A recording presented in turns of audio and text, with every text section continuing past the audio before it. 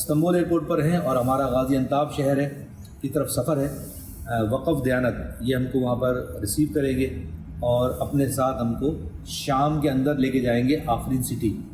وہاں پر FGRF کے تحت 84 ہومز زلزلہ زدگان کے لیے بنائی جا رہے ہیں، جس کا سنگ بنیاد رکھا جائے گا. عاشقان رسول کی دینی تحریک دعوت اسلامی کے شعبہ FGRF کے ذمہ داران کا نگران ریجنز کے ہمراہ پہلے استنبول سے غازی انتیب سفر ہوا. اس کے بعد کلس شہر سے سفر کرتے ہوئے ترکیہ سے ملحقہ شامی علاقے اعزاز پہنچے، جہاں وقف دیانت کے عہدیداران سے ملاقات کے بعد ان کے ہمراہ آفرین سٹی کے لیے سفر ہوا. اس دوران نگران ریجنز نے مدنی خبروں کو بتایا. اعزاز شہر کے اندر جو ہے وہ انٹر ہونے کے بعد خاص بات جو توجہ میں آتی ہے فوری طور پہ وہ یہ کہ جگہ جگہ خیمہ بستیاں ہیں اور ہزاروں کی تعداد میں خیمہ بستیاں ہیں. FGRF نے یہ نیت کی ہے، بیڑا اٹھایا ہے کہ ہم انشاءاللہ ان کو بالترتیب گھر پرووائڈ کریں گے. ادھر آفرین سٹی سیریا میں ترکیہ کی سرکاری ادارے وقف دیانت کے تعاون سے دعوت اسلامی کے شعبہ FGRF کے تحت 84 ہاؤسز کے پروجیکٹ کا سنگ بنیاد رکھنے کے سلسلے میں تقریب کا انعقاد کیا گیا، جس میں نگران ریجنز نے بیان کیا، جس کا مقامی زبان میں خلاصہ بھی بتایا گیا. اسی دوران ترکیہ کے سرکاری ادارے وقف دیانت کے عہدیداران اور FGRF کے اسلامی بھائیوں نے مل کر 84 ہاؤسز کے پروجیکٹ کا سنگ بنیاد رکھا.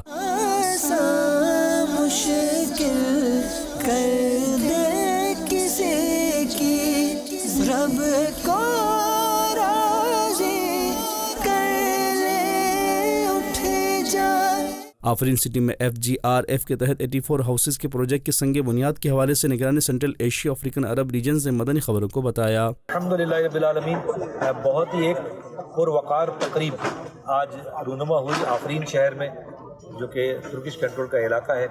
یہاں وقف دیانت کے ساتھ FGRF کولابریشن میں 84 ہومز بنا رہی ہے زلزلہ زدگان کے رہنے کے لیے. اس میں الحمدللہ رب العالمین عطائی کے والی بھی تشریف فرما ہوئے، اس کے علاوہ مفتی بھی تشریف لائے اور بھی دیگر کافی اہم موظفین وقف دیانت کے بھی مدیر موجود تھے. ایک بہت ہی پروقار تقریب. اللہ تبارک تعالیٰ اس کام میں برکت عطا فرمائے. مدنی چینل کے ناظرین، آپ بھی دعوت اسلامی کے شعبہ FGRF کے تحت ہونے والے امدادی کاموں میں حصہ لیجیے اور اجر و ثواب پائیے.